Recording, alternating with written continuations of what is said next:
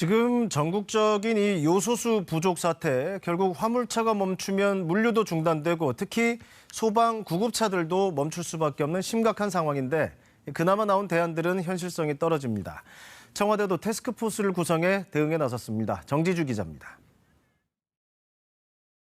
그래도 며칠 전에는 주유소 몇 곳을 돌면은 구할 수가 있었습니다. 요즘은 더 힘들어졌습니다. 만나는 것은 이 품절 표시들입니다. 요소수 얘기입니다. 주유소에서 10리터에 10,000원 정도면 살 수 있었는데요. 이젠 없습니다. 중고거래 사이트 등에서 10만 원이 넘나 드는데 그조차도 구하기가 힘듭니다. 배출가스 규제가 강화된 2015년 이후에 등록된 디젤 차량들은 SCR이라는 배기가스 저감 장치를 달아야 합니다. 선택적 환원 촉매 장치라는 건데 여기에 반드시 요소수가 필요합니다. 디젤차 운행하면서 나오는 발암 물질들을 이 요소수가 질소와 물로 분해를 하거든요. 이거 부족하면 디젤차가 멈춰서게 됩니다. 원료인 요소 대부분을 중국에서 들여오고 있는데요. 중국이 지난달 중순부터 수출 규제를 하면서 이 사태가 벌어지게 된 겁니다. 주유소에서도 온라인에서도 못 삽니다. 아예 제조업체 앞으로 달려가 봅니다. 어떻게든 구해보겠다. 절박함이 느껴지죠. 또 제 앞에서 딱 끊기네요. 이게 차는 운행을 해야 하잖아요. 이게 기다렸더라도 사갖고 가야죠.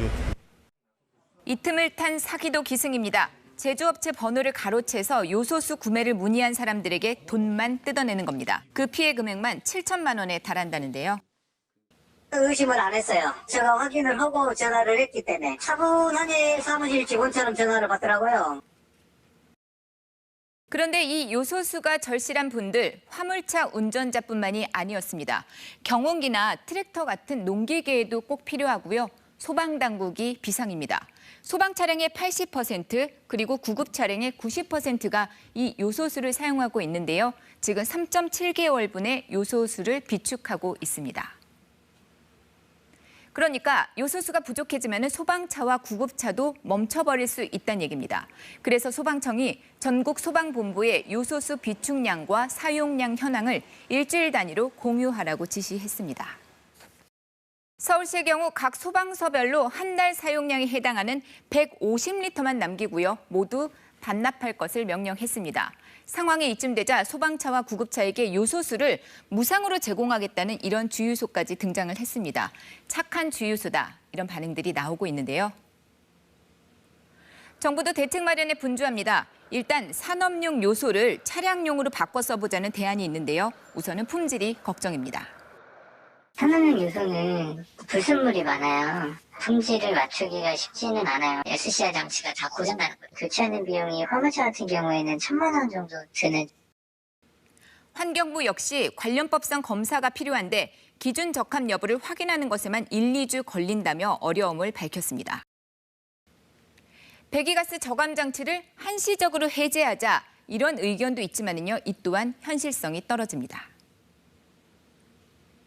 차마다 소프트웨어가 연동이 돼 있는데 이걸 분석하는 데가 시간이 1, 2개월 걸릴 수가 있어요. 국제의 어떤 환경 규약에 어긋나는 부분도 생길 수가 있고요.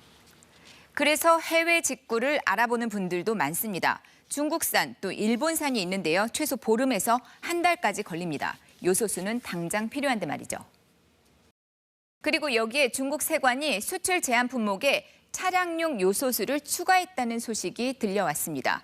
해외 직구도 만만치 않은 상황이 된 거죠. 정부는 차량용 요소수 매점 매석 행위에 대한 긴급 차단 조치에 나서기로 했습니다. 합동 단속반도 가동을 했고요.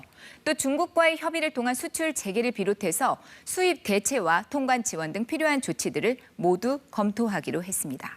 KBS 뉴스 정지주입니다.